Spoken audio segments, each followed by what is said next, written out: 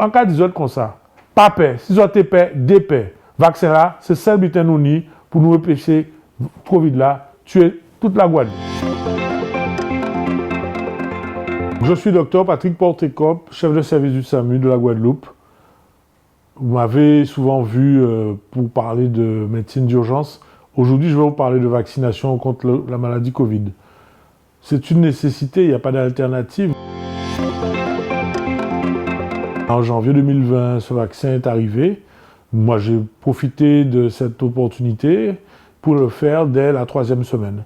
2e dose au mois de février et je me porte très bien.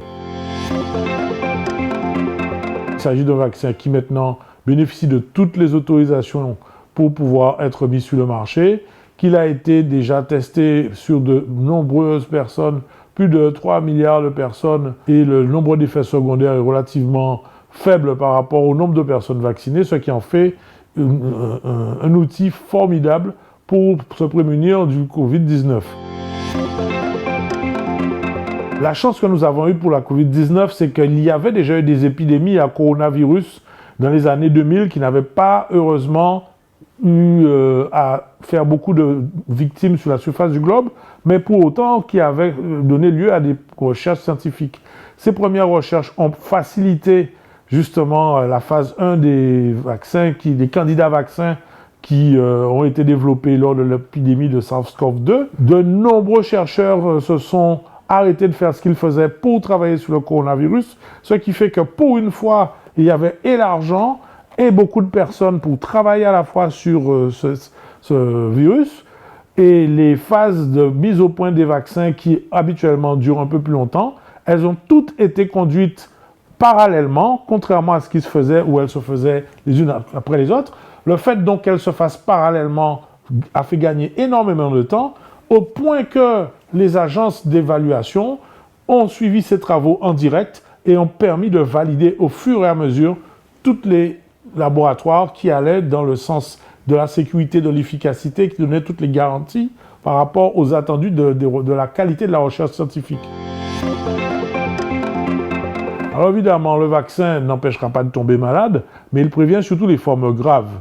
Et il permet surtout de protéger les plus faibles que nous, de diminuer la contamination interindividuelle et surtout de faire en sorte que la circulation virale s'arrête. Actuellement, toutes les personnes qui ont des formes graves et qui viennent hospitaliser dans les services Covid ou en réanimation, ce sont des personnes non vaccinées.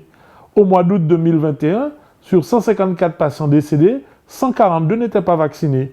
Et les autres qui l'étaient ou insuffisamment, ou avaient évidemment des comorbidités majeures, ou des raisons de ne pas avoir une immunité suffisante.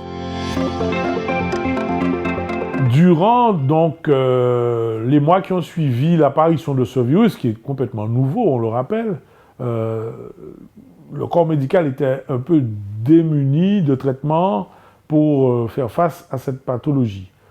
Je rappelle qu'à l'heure d'aujourd'hui, il n'y a aucun traitement antiviral réputé efficace. L'utilisation de la phytothérapie, c'est-à-dire des plantes, moi je n'ai rien contre.